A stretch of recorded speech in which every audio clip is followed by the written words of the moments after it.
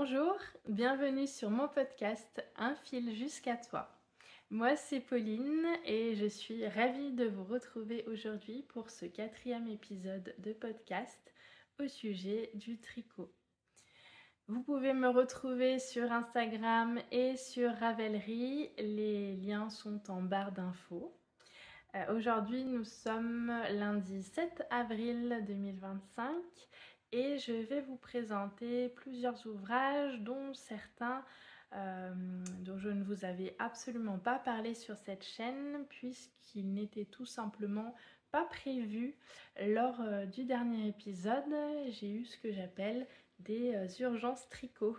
Je serais curieuse de savoir si ça vous arrive aussi d'avoir des urgences tricot. Mais pour commencer, je vais vous présenter celle que vous aviez déjà vue sur les précédents épisodes, qui est enfin terminée, qui m'a donné du fil à retordre, mais aussi beaucoup de plaisir en tricot. C'est parti!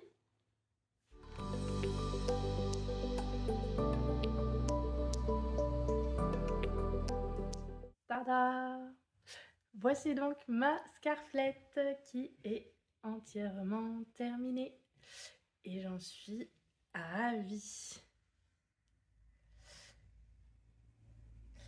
Je ne l'ai pas encore portée, mais je l'ai bloquée. Et voilà. Elle est complètement terminée. Donc rapidement, pour rappel, c'est un patron de Justyna Lorkowska qui m'avait été offert par la designeuse elle-même suite à un test que j'avais fait pour elle d'un autre châle. Je l'ai tricoté dans la base Equinox de Les Chevaux Solidaires. C'est le coloris turquoise. Moi je vois plus vert que turquoise. Mais c'est une base qui contient du yak. Et le yak ayant une couleur foncée un peu grise, c'est vrai que les teintures rendent pas pareil sur ce genre de base que sur du mérino par exemple. C'est une base très très douce. Et c'était un écheveau de 120 grammes pour je crois 480 mètres. Et j'ai utilisé 109 grammes de l'écheveau. Donc à peu près je crois 440 mètres. Donc pour la question est-ce que ça rentre dans un écheveau classique? S'il est très généreux et que vous tombez à peu près comme moi, ça peut être jouable. Mais je suis assez joueuse en général. Ça me pose pas trop de soucis de jouer à Yarn Chicken. Et de me dire je verrai bien si j'ai assez de laine ou pas. Là sur un ouvrage aussi compliqué, je l'aurais pas tenté. Voilà.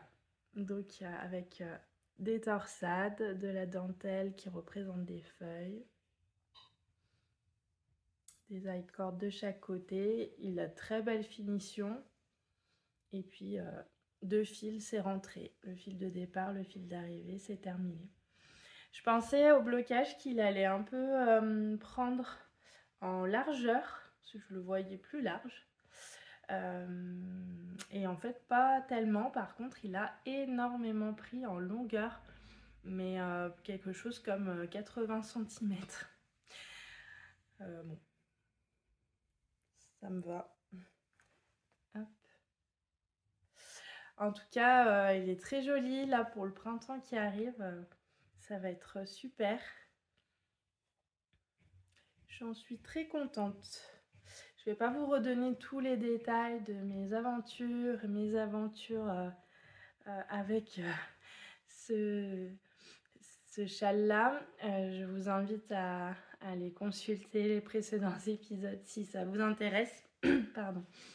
Mais en tout cas, il est terminé. J'en suis très très contente. Et c'est pas exclu que je refasse ce patron un jour, même si c'est assez long à faire. Là, j'ai mis 2 mois pour le faire. Alors, j'étais pas uniquement sur ce tricot-là, Mais de toute façon, je ne pouvais pas tricoter que ça parce que j'arrivais à faire une dizaine de rangs à peu près. Une dizaine de rangs sur les rangs les plus longs qui étaient quand même de moins de 100 mailles. Ça me prenait bien 1 heure parce que ce sont des rangs très complexes. Il y a 7 ou 8 torsades différentes, des jetés, des mailles ensemble d'un côté et de l'autre, etc., etc. Enfin, c'est un patron voilà, qui demande beaucoup de concentration en anglais, même si il y a du rang par rang ou un diagramme. Donc le diagramme, c'est un diagramme classique et le rang par rang, ça reste du code. Donc globalement, ça va. Mais n'empêche que j'aurais pas pu tricoter ça toute la journée parce qu'au bout d'un moment, j'étais fatiguée. Et la fatigue fait qu'on fait des bêtises. Et sur ce genre d'ouvrage, rattraper des bêtises, c'est très compliqué. Donc il vaut mieux savoir s'arrêter au bon moment, passer à autre chose, soit faire une pause, soit prendre un autre tricot un peu plus zéro cerveau et puis patienter. Donc un patron qui n'est pas destiné aux débutants, mais si vous êtes motivé, que vous avez déjà fait un peu de dentelle, de torsade, enfin voilà, ça vous fait pas peur d'être sur un patron en anglais qui vraiment est bien expliqué, allez-y. Je suis très contente en tout cas, et je perds ma voix aujourd'hui. Je suis très contente en tout cas de l'avoir fait et je trouve le rendu très joli. Ça va être super pour la saison.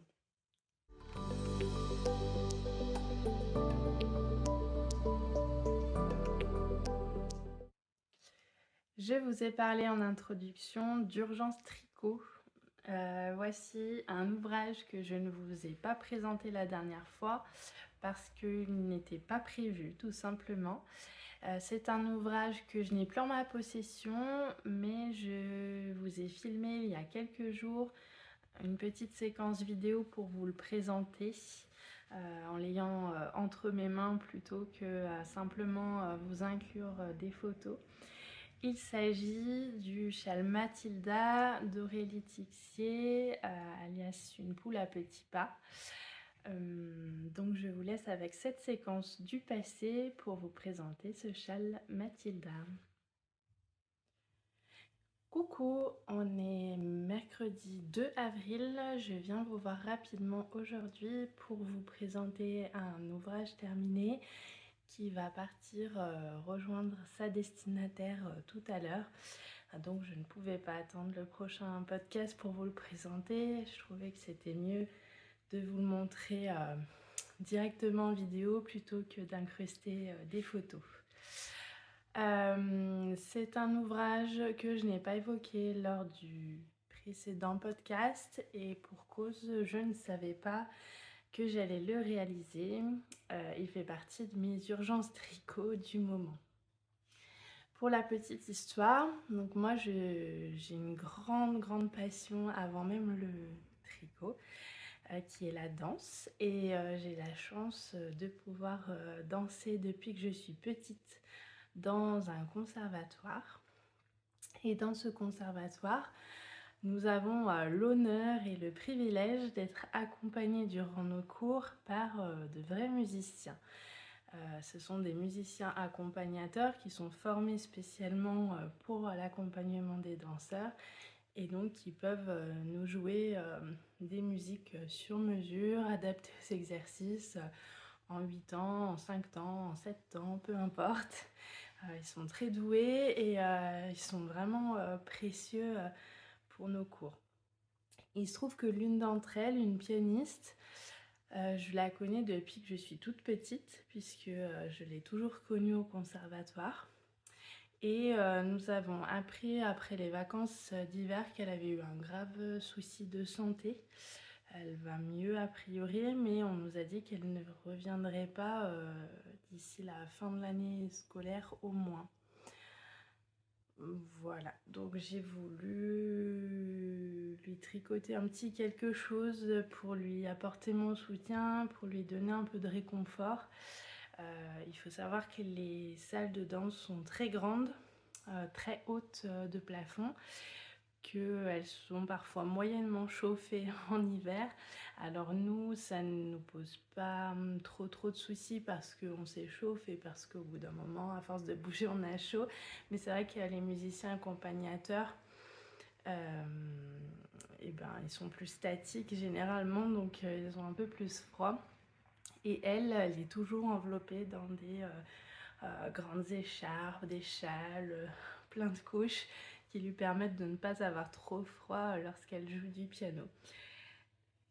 Par conséquent, j'ai décidé de lui tricoter un châle. C'est un châle que j'avais déjà tricoté, il s'agit du châle Mathilda. Je m'en étais fait une version pour moi, que j'avais un peu modifiée en ajoutant des petits trous-trous.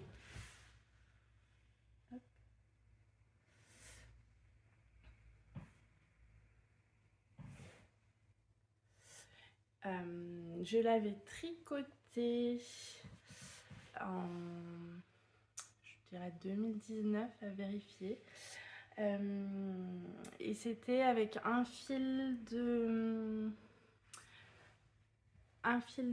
d'alpaca de Drops et un fil de broche alpaca silk doublé. C'était le coloris curry. Et en fait, c'est assez simple comme châle. Je crois que c'est le premier châle que j'ai tricoté. Et je le mets tout le temps. Tout le temps. L'hiver, quand je sors, je le trouve très pratique. Alors peut-être aussi parce que je n'ai pas peur de l'abîmer. Il est bien chaud, il est confortable. Et c'est vrai que moi j'ai une cape gris souris. Donc ça relève un peu, ça amène de la couleur. Et je l'aime beaucoup. Je le trouve facile à porter, confortable. Donc il me suit tous les hivers. Quelques temps après, à peine la même année, j'avais fait un châle identique pour ma fille. Alors celui-ci, c'était avec un fil à barisienne de Bergère de France qui m'avait été donné par une amie dont la mère se débarrassait de ses fils à tricoter. Je l'ai tricoté en double, c'est un fil 100% acrylique, donc je n'ai pas pris le même plaisir à tricoter cette version que ma première version avec des fils en fibre naturelle qui sont quand même plus douces. Voilà, c'est plus rigide, on n'a pas du tout le même drapé.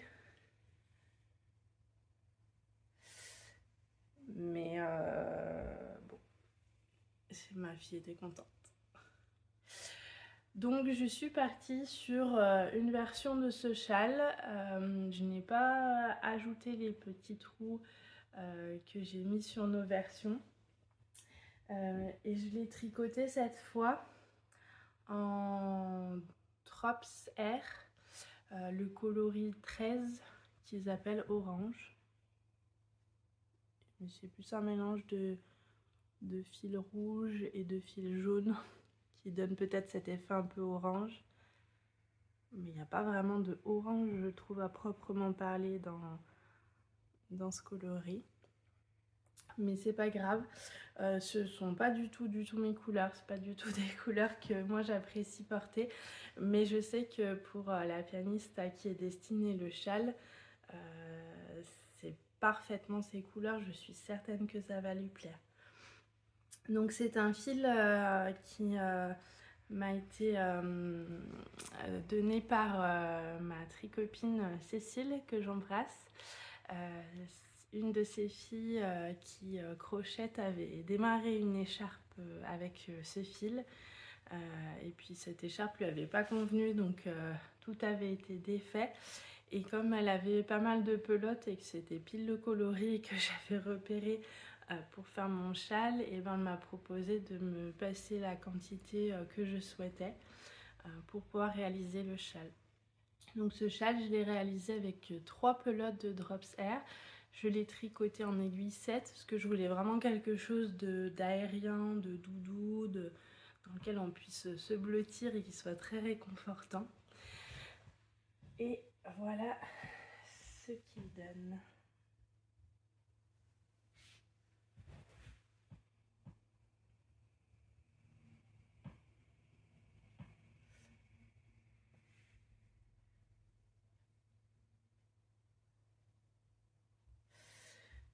Donc ici, je l'ai tricoté en simple.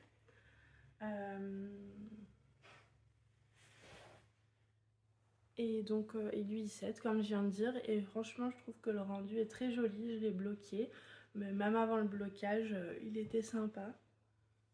Il est suffisamment grand et il a cet effet bien moelleux que je cherchais, donc j'espère que ça va lui faire plaisir. En tout cas je suis vraiment contente de pouvoir lui offrir ça, ça me tient vraiment à cœur. J'ai testé une nouvelle méthode pour rentrer les fils. Moi je suis une adepte du 15 000 nœuds parce que je suis toujours en stress que mes jointures de pelote se défassent. Pourtant ça ne m'est jamais arrivé, mais c'est comme ça. Et en fait là je n'ai fait aucun nœud. Je l'ai rentré, est-ce qu'on le voit quelque part? Je les ai rentrés avec la méthode de croisement de fil. Je crois qu'il y en a un là. On voit pas très bien. De croisement de fil qu'on fait pour le jacquard. Oui, on le voit un petit peu là. Donc au lieu de faire des nœuds, quand j'ai démarré la deuxième pelote, j'ai commencé par croiser le fil de la deuxième pelote. Puis ensuite j'ai échangé mes pelotes et après j'ai croisé le fil de ma première pelote en continuant de tricoter la deuxième, comme si j'étais en train de faire un jacquard. Et donc ça rentre les fils tout seul. Alors je les ai rentrés, vous pouvez voir, sur pas mal de centimètres. Bon, en vrai sur l'ensemble du châle ça choque pas, je trouve. Et j'espère que ça va tenir et qu'il n'y a aucun nœud, mais je me dis qu'il n'y a pas de raison. En tout cas, au lavage, au blocage, ça n'a pas bougé. Donc j'en suis très contente. J'ai fait des augmentations classiques pour qu'on ne voit pas spécialement de trous. Bon, alors ça se voit toujours un peu les augmentations, mais ça fait pas des gros trous comme j'ai fait sur ceci. Que je savais pas si ça lui plairait, donc j'ai préféré rester vraiment dans quelque chose de très simple, très classique, très portable.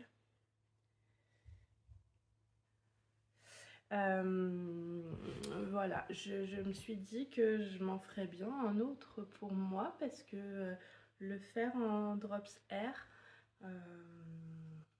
c'est bien agréable, et puis 3 pelotes, un grand châle, c'est sympa.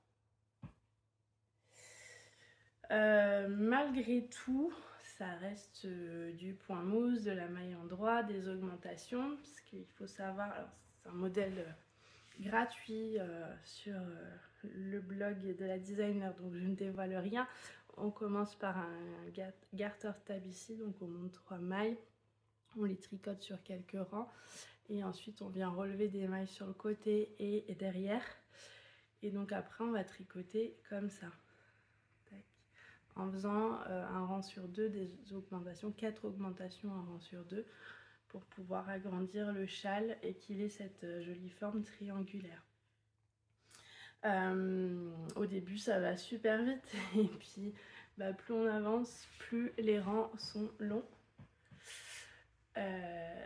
Et donc au bout d'un moment j'avais vraiment envie de le poser, mais à chaque fois je me rappelais pourquoi j'étais en train de le tricoter, pour qui, pour quelle raison, et c'est ce qui fait que je ne l'ai pas posé, que je l'ai réalisé assez rapidement, parce que la cause m'a beaucoup motivée. Donc si j'en fais un pour moi, je risque d'avoir une motivation un peu différente.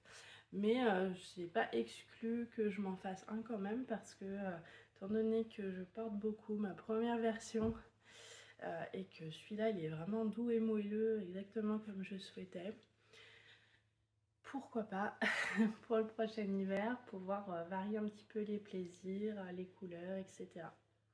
En tout cas, c'est un modèle que je vous conseille, ça fait un super beau cadeau. C'est vraiment chouette. Voilà, merci encore à ma tricopine Cécile pour m'avoir passé ces fibres. Et puis à ces filles aussi que j'embrasse. Je vous mettrai le lien du compte Instagram de sa fille qui crochette, qui au départ avait crocheté donc cette fibre. C'est Mes Instants Créatifs. Vous l'aurez en barre d'infos si vous souhaitez aller jeter un œil. Je suis vraiment contente, voilà. J'ai hâte que la pianiste le reçoive et j'espère très très fort qu'elle va l'adopter et qu'elle va trouver dedans le réconfort et tout l'amour que j'ai mis dedans pour qu'elle puisse bien se rétablir et qu'elle puisse aller mieux et qu'elle reparte de l'avant et qu'elle garde aussi le moral pour affronter ce moment difficile.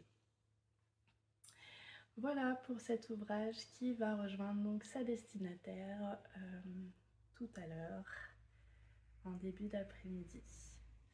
Je vous laisse là pour aujourd'hui et vous retrouvez la suite de l'épisode en temps normal. Bye! Pour vous donner des nouvelles, le châle a été transmis à la personne à qui il était destiné et j'ai reçu un message ce week-end et cette personne était vraiment très touchée, très contente. La couleur lui a vraiment beaucoup plu. Donc je suis ravie parce que c'est vraiment ce que j'espérais en tricotant ce châle, c'était de pouvoir passer un message de soutien et de réconfort à sa destinataire et j'ai senti que ça avait fait mouche et que ça avait été pris comme tel. J'ai été très émue de ça. Je sais pas si vous aussi vous considérez ça, mais pour moi le tricot ça peut aussi être une manière de dire aux gens qu'on les aime, qu'on tient à eux parce qu'on passe beaucoup de temps et d'attention sur l'ouvrage qu'on fait. C'est pas quelque chose qui est immédiat, qu'il suffit d'acheter en magasin. Non, ça nécessite vraiment un investissement personnel. Donc c'est une manière de faire passer pour moi de beaux messages à nos proches. Dites-moi si vous aussi vous aimez tricoter pour vos proches, pour leur faire passer des messages de soutien ou d'amour ou autre à travers le fil. Je serais curieuse de savoir si vous avez aussi cette démarche.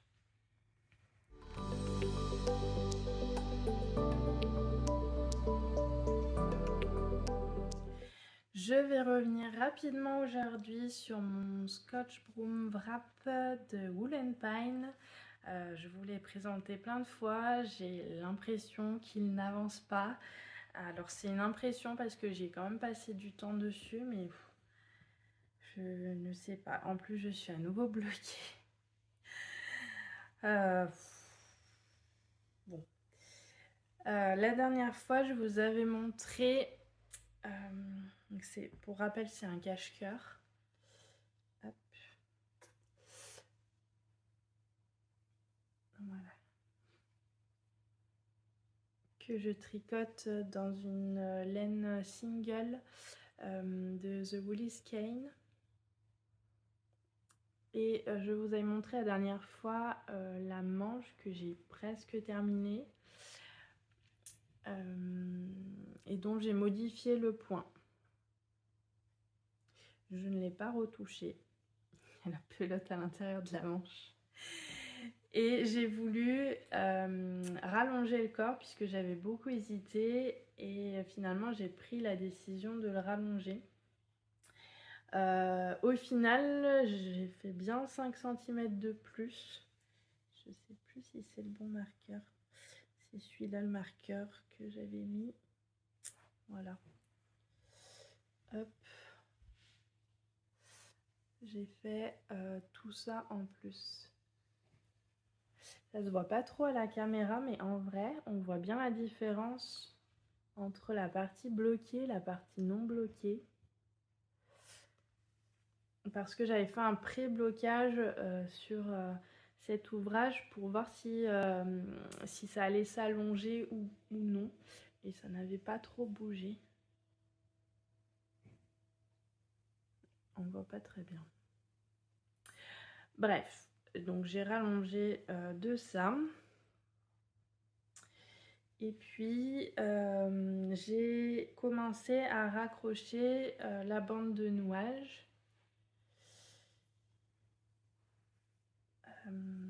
au bas du cache-cœur, comme ça.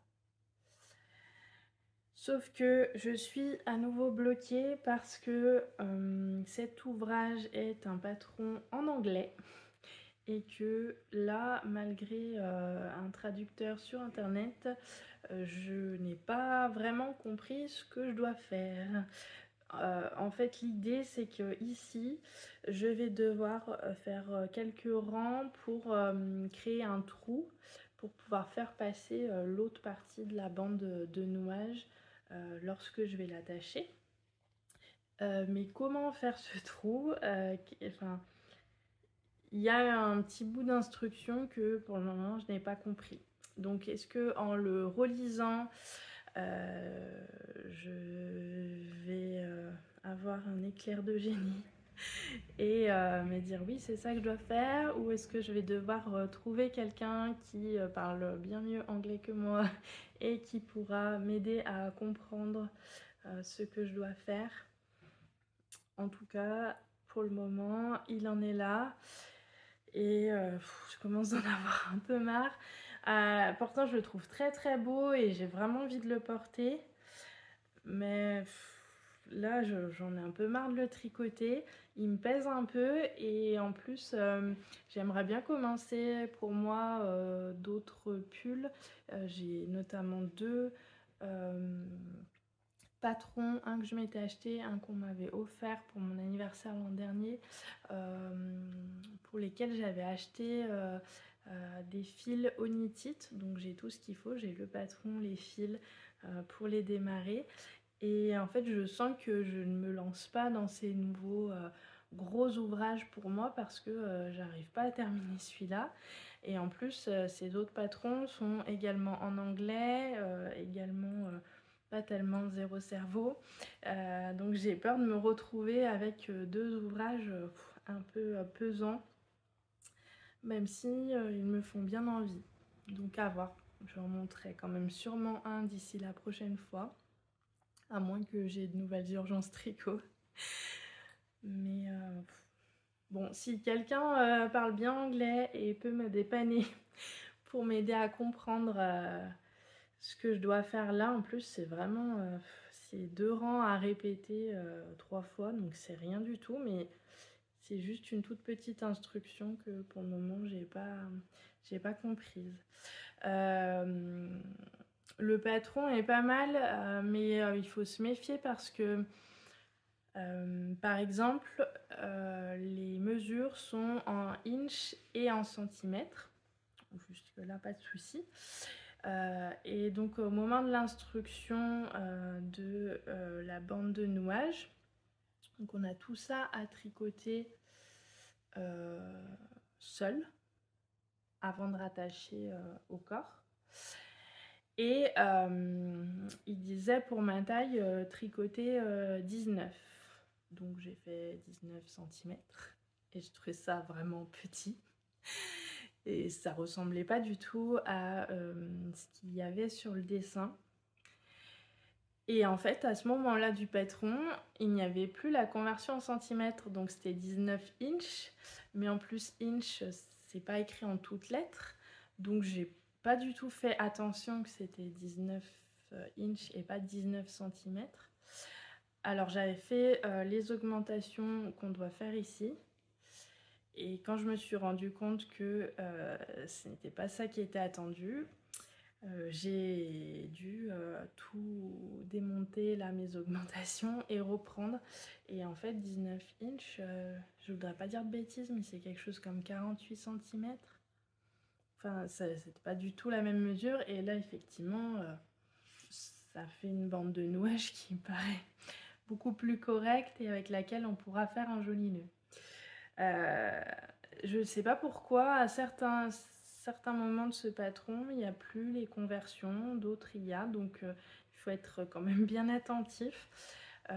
Pour moi qui ne suis pas très bonne en anglais, c'est un patron que je trouve pas vraiment évident, mais c'est moi. Après, globalement, ça se fait, hein, j'ai quand même réussi à faire tout ça, mais là, je coince un peu.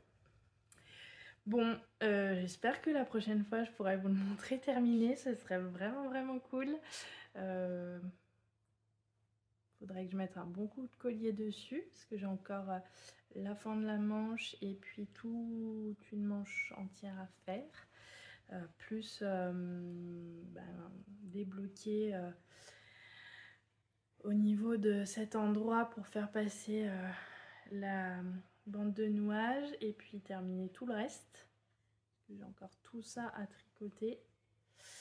Et puis après, j'ai encore l'autre bande de nouage à faire. Encore pas mal de travail donc. Mais il va être beau, hein, et puis il sera fini un jour, c'est promis. Si quelqu'un peut m'aider, merci de vous manifester, ça me ferait très plaisir. Pour la suite de ce podcast, si tu portes le même prénom que moi, qu'on se connaît depuis le lycée, que tu attends un bébé, merci d'avoir regardé cet épisode. Je te laisse arrêter là pour le moment et tu pourras le reprendre plus tard quand on se sera vu. Pour les autres, restez avec plaisir et je vais vous montrer ma prochaine urgence tricot.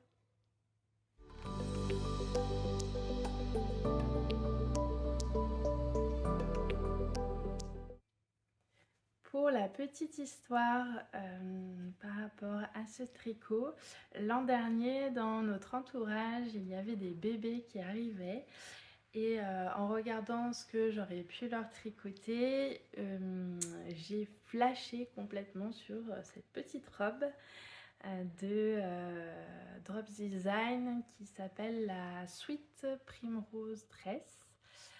Qui est une petite robe trop mignonne avec tout le haut en dentelle, un petit volant à ce niveau-là et puis ensuite du jersey simple avec des finitions en dents de chat.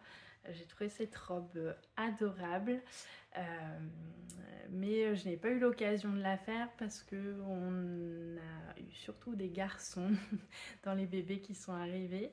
Et puis c'est quand même une robe qui se tricote en aiguille 3, en fingering, qui malgré tout a beaucoup de mailles et donc je savais que ça allait être très long à tricoter et je voulais offrir ce genre d'ouvrage à quelqu'un qui connaisse vraiment la valeur du tricot, le temps que ça prend et qui ne prenne pas cet ouvrage comme n'importe quoi que j'aurais pu acheter dans le commerce, qu'on met une fois comme ça et puis qu'on range dans un placard. Donc j'avais renoncé. Il se trouve qu'une très bonne amie à moi m'a annoncé il y a peu qu'elle attendait un bébé. Donc j'étais contente, je me suis dit peut-être parce que cette amie elle tricote un petit peu aussi, elle est plutôt débutante mais elle se débrouille vraiment très très bien, elle fait des trucs super et puis complexes déjà. Il se trouve que ce bébé, ça sera un bébé surprise. On ne va pas savoir, nous, à l'avance, si ça sera une fille ou un garçon. Et comme encore une fois c'est une petite robe qui est un peu longue à tricoter, je ne vais pas prendre le risque de tricoter cette robe dans une certaine taille en sachant pas si je pourrais l'offrir pour ce bébé. Donc j'ai renoncé à nouveau. Mais cette amie, je la vois bientôt et il se trouve qu'elle a déjà une petite fille qui a un peu plus d'1 an et demi. Donc je me suis dit pourquoi pas faire cette robe en 2 ans pour cette petite fille là et pour l'offrir quand on ira les voir. C'est ce que j'ai fait et donc voici la suite Primrose Dress qui a l'air terminée mais qui ne l'est pas. Et elle est trop jolie. Alors pourquoi elle n'est pas terminée? En fait il me manque simplement le petit volant ici qui fait tout le tour. Mais autrement elle serait tout à fait portable en l'état. Donc avec un petit col en dents de chat. Tout l'empiècement du haut en dentelle. Du jersey et finition à nouveau en dents de chat. Je la trouve trop chou. J'espère que ça lui ira ou que ça lui ira plus tard parce que peut-être qu'elle sera un peu grande, je ne sais pas. Mais j'espère qu'elle pourra la mettre. Je l'ai tricoté en tourmaline qui est un fil en 100% acrylique parce que ma copine, même si elle tricote, en ayant une toute petite fille et en attendant un bébé, je me suis dit qu'elle serait bien contente de pouvoir passer sa robe à la machine sans trop se poser de questions, plutôt que de devoir la laver à la main. Donc c'était plus pratique. J'ai fait des modifications. Alors moi j'aime beaucoup faire des modifications en général, mais celle-là je ne l'ai pas fait exprès. Parce que je n'ai pas compris les instructions du patron au début. Et il parlait de tricoter en faisant 2 mailles de point mousse au début et à la fin. Je comprenais pas du tout pourquoi. Et en fait, à un autre endroit bien plus haut dans le patron, on parlait de démarrer en aller-retour. Et j'ai pas compris, j'ai pas tout connecté et c'est après avoir terminé que j'ai compris. C'est que au dos, on était censé avoir une petite patte de boutonnage pour que la robe soit ouverte, qu'on puisse faire passer plus facilement la tête et qu'on mette un petit bouton pour refermer. Bon, je pense qu'elle passera sa tête sans souci. J'ai pas eu envie de tout redémonter. Non, l'encolure elle est bien. Je suis pas du tout inquiète sur le fait qu'elle puisse passer sa petite tête de même pas 2 ans. Et donc elle n'aura pas de patte de boutonnage et pas de bouton. Et la deuxième modification que j'ai faite, cette fois c'est moi qui l'ai choisie, c'est ici où j'ai juste rajouté 4 rangs de points mousse, à la fois pour que ça fasse pareil que le col, avec les rangs de points mousse et la finition en dents de chat, et à la fois parce que sur le rabat, c'est plus facile de venir coudre quand on a du point mousse. Donc une finition en dents de chat, alors je peux en plus tout vous expliquer parce que c'est un patron gratuit. On fait quelques rangs de jersey. On va faire un rang avec 2 mailles ensemble, un jeté tout le long du rang. Et ensuite, on va refaire autant de rangs de jersey que la première fois pour venir rabattre ici. Et donc moi, ce que je fais, c'est que je couds directement. Je ne fais pas un rabat puis une couture. Je couds directement, donc c'est-à-dire que j'ai encore mes mailles sur mon aiguille. Je prends une maille, je la couds avec une maille de la robe, etc. etc. Et la finition, elle est relativement souple. et je trouve que ça fait propre, je trouve ça joli.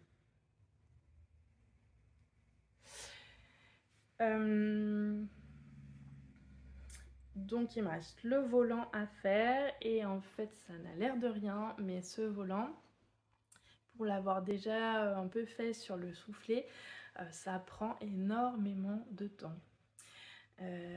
Sur le volant pour la taille 2 ans, au plus j'aurai 573 mailles par tour je crois.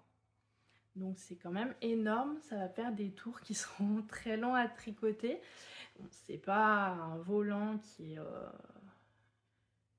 une longueur énorme, mais quand même, je sais pas s'il y a 4 ou 5 cm, en aiguille 3, ça va pas si vite que ça à faire. Bon, j'ai encore 15 jours normalement pour la terminer. Ce sera fait. Vous la reverrez pas terminée parce que je l'aurai offerte, sauf si je vous filme aussi une petite séquence comme pour le châle Mathilda pour vous la montrer avec son petit volant. Si ça vous intéresse, dites-moi. En tout cas, je la trouve très jolie, je la trouve trop mignonne. J'ai trop hâte de voir si ça va cette petite fille et de la voir porter. Mais c'est un petit modèle, vraiment trop chou. Et ça fait un super beau cadeau. Donc voilà, c'était aussi une urgence tricot, entre guillemets, parce que quand on a fixé une date pour se voir avec mon amie, je me suis dit, j'aimerais bien faire cette robe à sa petite. Donc, on va s'y mettre. Mais j'avais un petit peu plus d'un mois pour la faire. Normalement, ça allait.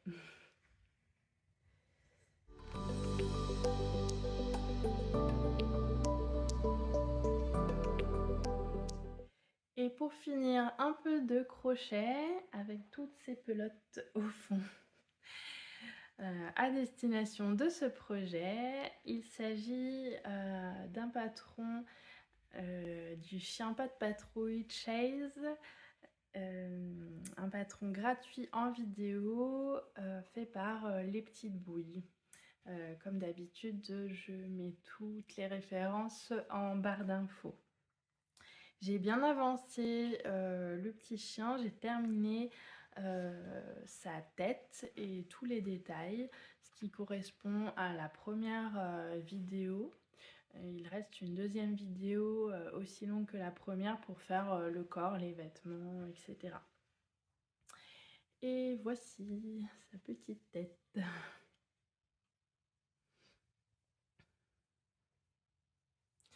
Je le trouve pas mal, je suis assez contente. J'aime bien ce patron parce que je trouve que vraiment il y a plein de petits détails, là, les espèces comme des petites taches de rousseur, le petit blanc des yeux que j'ai dû modifier, les sourcils, les détails de la casquette, l'insigne, enfin je trouve qu'il est sympa. Bon, après, comme je vous ai dit la dernière fois, moi le crochet c'est pas ce que je préfère faire au niveau processus. En plus j'ai des crochets qui sont pas terribles et qui me font mal aux doigts. Mais par contre j'adore l'objet fini. Bon lui il n'est pas fini, mais déjà on a un petit aperçu de ce qu'il va donner. Et c'est vrai que c'est trop mignon. Donc ce petit chien, il est à destination de mon filleul qui l'a réclamé pour son anniversaire. Son anniversaire étant au mois d'août, je suis vraiment large.